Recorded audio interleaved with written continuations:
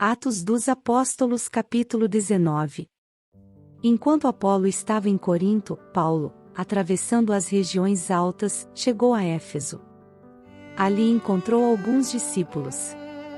E lhes perguntou: Vocês receberam o Espírito Santo quando creram? Eles responderam: Não, nem sequer ouvimos que existe o Espírito Santo. Então, que batismo vocês receberam? Perguntou Paulo. O batismo de João, responderam eles. Disse Paulo: o batismo de João foi um batismo de arrependimento.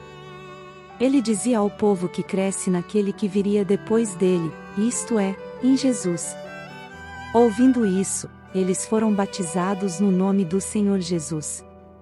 Quando Paulo lhes impôs as mãos, veio sobre eles o Espírito Santo, e começaram a falar em línguas e a profetizar. Eram ao todo uns 12 homens.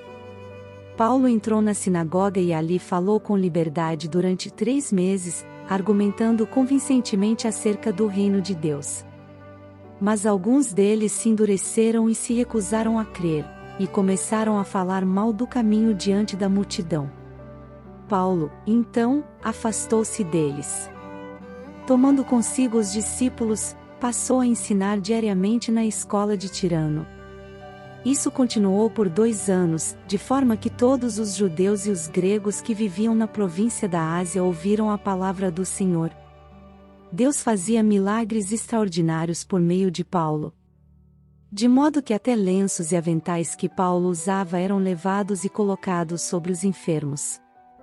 Estes eram curados de suas doenças, e os espíritos malignos saíam deles. Alguns judeus que andavam expulsando espíritos malignos tentaram invocar o nome do Senhor Jesus sobre os endemoninhados, dizendo: Em nome de Jesus, a quem Paulo prega, eu lhes ordeno que saiam. Os que estavam fazendo isso eram os 7 filhos de Seva, um dos chefes dos sacerdotes dos judeus. Um dia, o espírito maligno lhes respondeu: Jesus, eu conheço, Paulo, eu sei quem é, mas vocês, quem são? Então o endemoninhado saltou sobre eles e os dominou, espancando-os com tamanha violência que eles fugiram da casa nus e feridos. Quando isso se tornou conhecido de todos os judeus e os gregos que viviam em Éfeso, todos eles foram tomados de temor, e o nome do Senhor Jesus era engrandecido.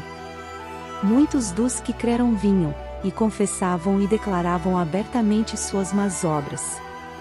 Grande número dos que tinham praticado ocultismo reuniram seus livros e os queimaram publicamente. Calculado o valor total, este chegou a 50.000 dracmas. Dessa maneira a palavra do Senhor muito se difundia e se fortalecia. Depois dessas coisas, Paulo decidiu no espírito ir a Jerusalém, passando pela Macedônia e pela Caia. Ele dizia: depois de haver estado ali, é necessário também que eu vá visitar Roma.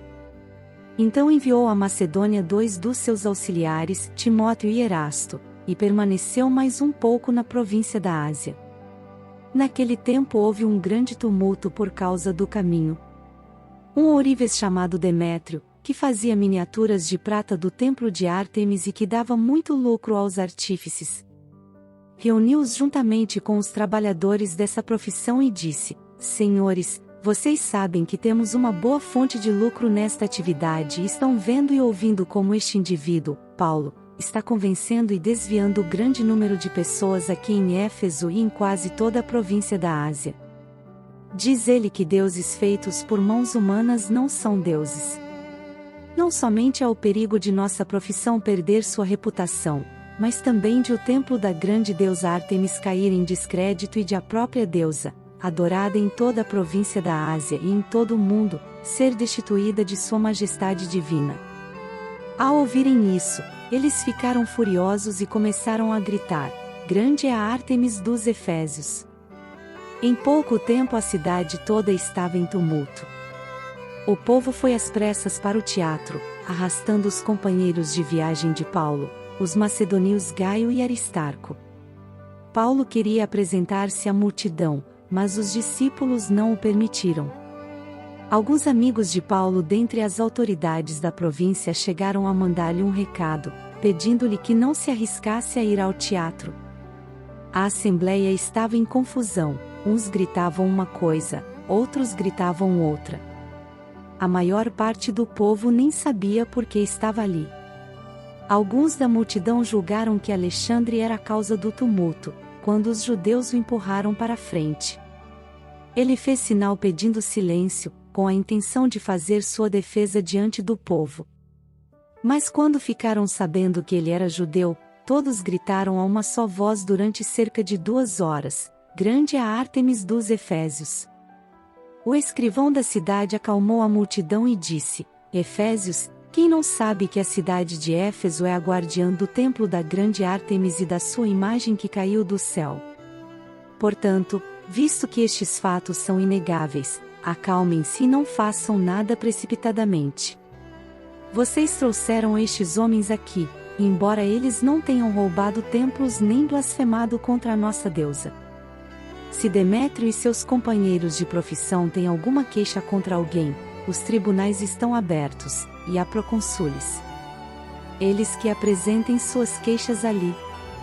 Se há mais alguma coisa que vocês desejam apresentar, isso será decidido em assembleia, conforme a lei. Da maneira como está, corremos o perigo de sermos acusados de perturbar a ordem pública por causa dos acontecimentos de hoje. Nesse caso, não seríamos capazes de justificar este tumulto, visto que não há razão para tal." E, tendo dito isso, encerrou a assembleia.